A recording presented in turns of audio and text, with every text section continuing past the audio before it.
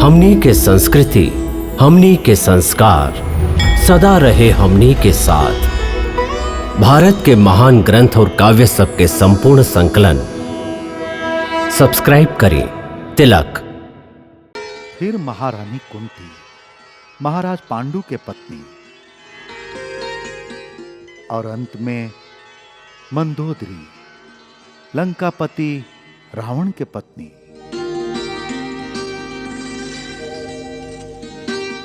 ये पांचों कन्या के भोरे भोरे याद करे से पाप के नाश हो खेला। ये पांचों अवतारी नारी है। बाकी द्रौपदी की विशेषता ई हा कि स्वयं परम ब्रह्म भगवान श्री कृष्ण उनका अपन बहिन मान के उनका रक्षा के भार अपना ऊपर ले ले रहन। हालांकि उनकर 5 गो पति रहन, युधिष्ठिर, भीम, अर्जुन, नकुल, सहदेव। पांचों पांडव एक से एक महाबली, एक से एक बढ़ के महारथी। पांचों देवता के संतान।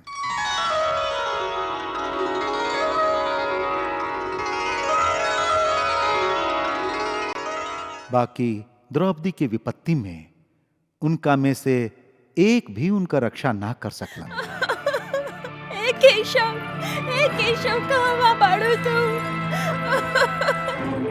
द्रौपदी के रक्षा करो केशव, रक्षा करो केशव। हे माधव, हे वसुदेव, कहाँ बाड़ू तू? कहाँ बाड़ू तू माधव?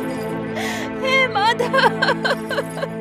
ओ समय खाली श्री कृष्ण के ही उनकर सहायता खातिर आवे के पड़ा।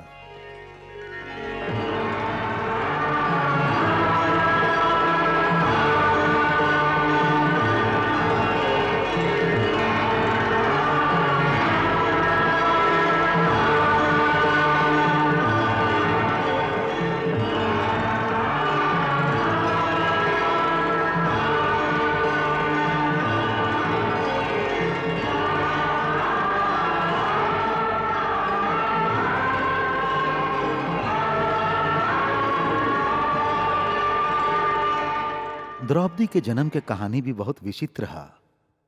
द्रौपदी के पिता महाराज द्रुपद और गुरु द्रोणाचार्य बचपन में एक ही गुरु के आश्रम में पढ़त रहन।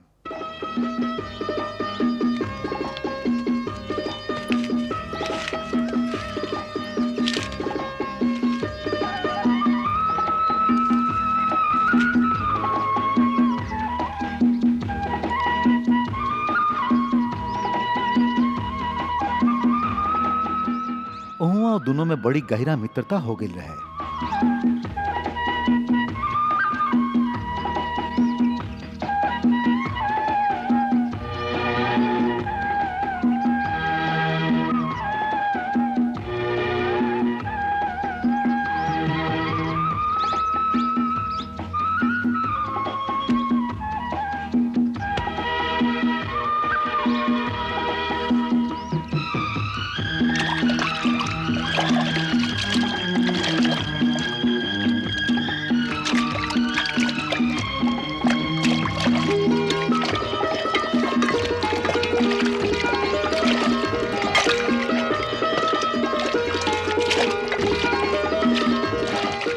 और समय बीतला पर जब वो दोनों बड़ हो गए तो द्रुपद पांचाल देश के राजा बन गए।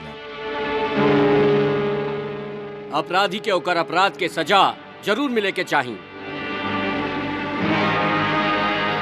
इनका 2 साल खातिर बंदी बना दो। ले जा इनका।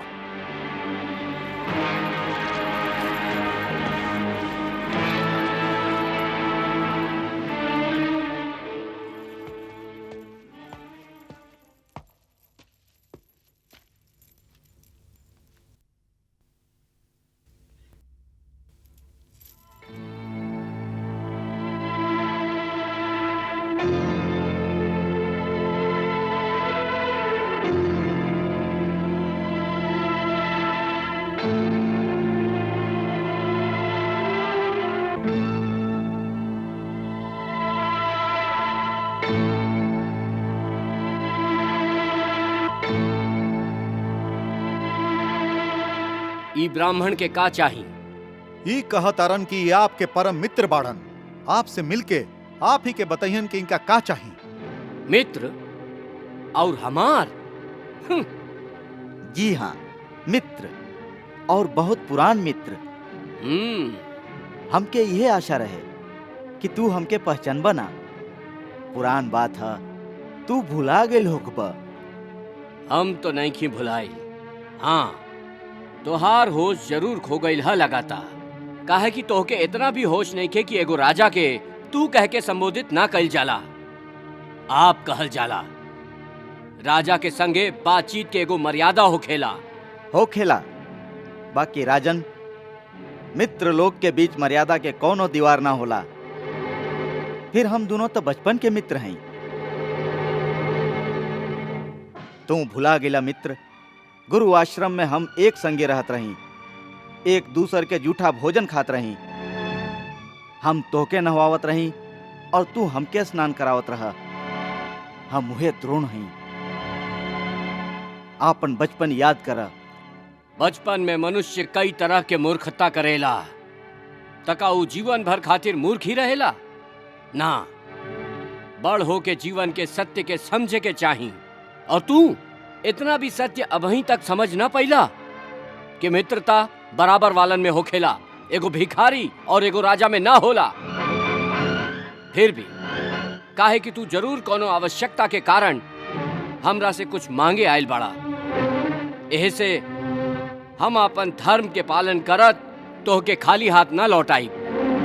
एहे से हे ब्राह्मण, अपन हैसियत के अनुसार तोहके जे चाही मांगला।